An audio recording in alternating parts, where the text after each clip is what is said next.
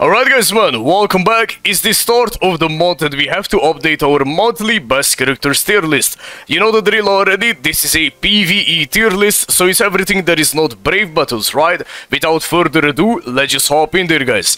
Heart attribute just like usual, OSHA units at the left side of the screen and the normal bracket will be at the right side. Now during last month, Machine Society Loly got resurrected and we have picked up a new attacker for guild quest during the mid-month. Loly was able to pick up a couple of nice upgrades, but it's not that significant. 10% extra berserker, full stamina damage boost 20% at the innate skills, and her soul trait will be damage to the burning enemies 20%. You could essentially say that she was able to get 50% more damage.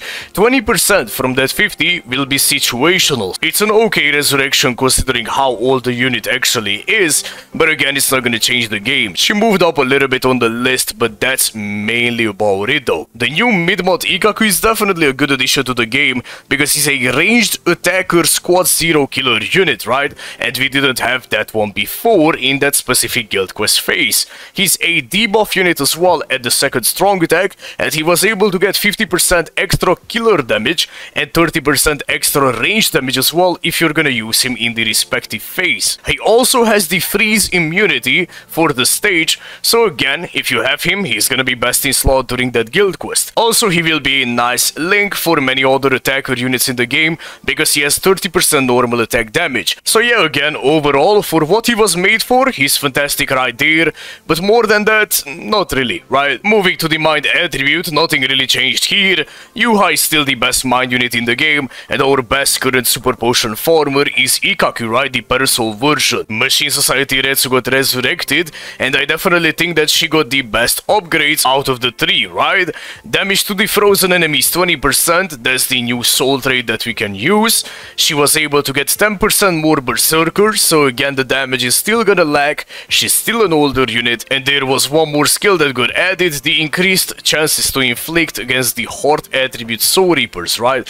Unfortunately, it's only heart attribute soul reapers, so it's not heart units overall. I think there was no reason to limit down this skill to just soul reapers, or you know, overall it could have been just like normal heart units, because again she's an older unit, no one is gonna use her aside of like the Retsu fans, so might as well make it a little bit better. Again, very small updates here, and the soul trait will be niche as well for most of the units in the game. Maybe sometimes you're gonna be able to use it, but yeah man. The technique attribute is exactly the same like last month, no new resurrections, no new units for it. Feel free to take a look at the list and the potion units as well. We're gonna move on, no reason to talk about them right now. Again, no new units, no new resurrections. In the speed attribute, we got two new units, Hisagi, who's an excellent potion farmer, and Sangdu, whose damage could be one of the highest in the game. Let's talk about Hisagi first. He's a premium unit with 10 extra potions if you're using him. Also, he's a potion link, giving you +5 potions, so if you own the Gentenbane link and you own Mila Rose as well, you can potentially farm up to 20 potions by yourself in a singular run. And now this alone makes him kinda okay, kinda good to have, right? In terms of playability, the strong attacks are not bad, he just lacks the range, but he was made mainly for like epic raids and inheritance zone, where he definitely exceeds. His damage is more than enough right there, you know, having the 100% damage to the non-inflicted enemies, frenzy 1 and 60% strong attack damage, that's more than fine, right? And he's not really losing the recharge just because he has the potion link. The recharge is built into his skills, right? So he's definitely an okay unit. If you were able to get him, you can use him in both ways.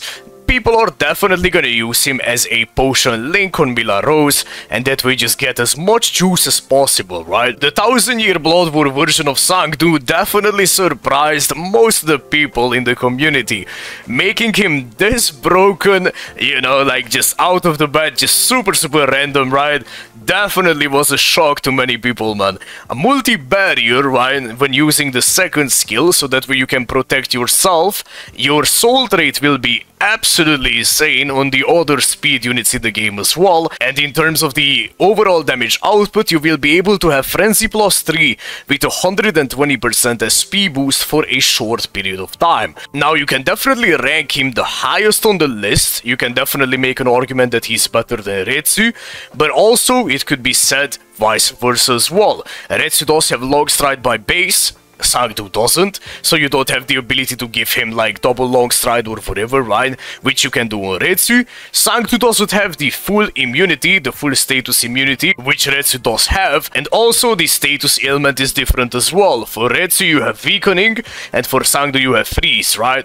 The freeze is mainly utility, the weakening is mainly for damage dealing. I almost forgot to mention that Unohana also has double killer, right, while Sangdu having only one. Now again, I do feel like these two units are absolutely number one. I don't really think one is better than the other. I feel like it's mainly the same. You know, it depends what you kind of like want to have right now and where you're using the unit. Both of the units are burst units. You know, when you have the gauge with Sangdu, you can do 6 abilities back to back with a lot of spiritual pressure. So you're just gonna like nullify everything from the existence. And it's kind of the same for Retsu as well. When you activate the trap move and you weaken the enemies, they are absolutely gonna get one-shotted, right? So it's about the same. It really depends, in my personal opinion, on the stage that you're currently playing. Like, if you need a hollow killer, then you're gonna go for Sangdu. If you need a Soul Reaper / Captain Killer, then you're gonna go for the Retsu. I don't really think one is better than the other. But again, if you think Sangdu is number 1 in the speed attribute, I don't think that's wrong. Or if you think Retsu is number 1, I don't think that's wrong either. You know, I feel like they are actually the same. And at last, guys, in the power attribute, we got the resurrection for the Machine Society Riruka. We got a new mid-month unit being Tetsuzaemon, and the end of the month was the 1000-year Blood War Guild Quest Toshiro. We are not gonna waste a lot of time on this Riruka resurrection. She got 10% more bruiser, which is normal attack damage. She was able to get the recharge 10% for the soul trait, which helps her to activate the vortex, you know, the second skill, a little bit faster, a little bit easier. The best thing that they gave to her was definitely the long reach 20%. This is 20% more range on your normal attacks. So in case anyone ever plays her again, you will definitely notice the difference on the range. But just like what we mentioned with Retsu and Loly, these are not significant upgrades.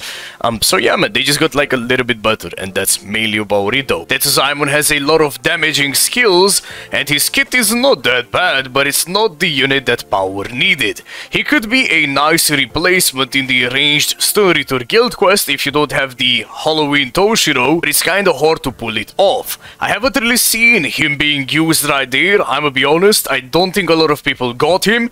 I think he could work as a main leader, but again, the fact that you cannot proc the weakening with your second skill is kinda iffy, you know, it's kinda tricky, right? So that way you need to weaken with one of your ability, and that way use your barrage second skill to combo into the weakening, right? As you can see, he has a lot of damage, just like what we said before, and the soul trait is fantastic as well for damage dealing. But yeah, definitely just a nice mid-month unit, nothing much to say. Toshiro, insane melee Captain Killer Guild Quest unit, having flurry plus 2, killer effect 50%, melee damage as well, the booster skill is right there as well, lot of damage. There is even a really good soul trait. You can use this soul trait on basically every other power unit in the game. He also has 15 barriers at the start of the match, and he can dodge the Soul Reaper's damage as well, so that way he can keep his full stamina. He performs exceptionally well in Guild Quest, and he also does a ton of damage in epic raids during this mod because he's a bonus right there. But outside of these two game modes, you're not really gonna use him since he's like a melee auto attacker. That's kinda it for today, guys. Thank you so much for watching, man.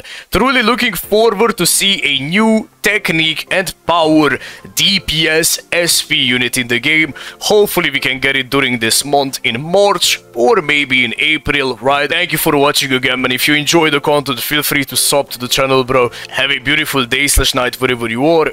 Take care and bye bye.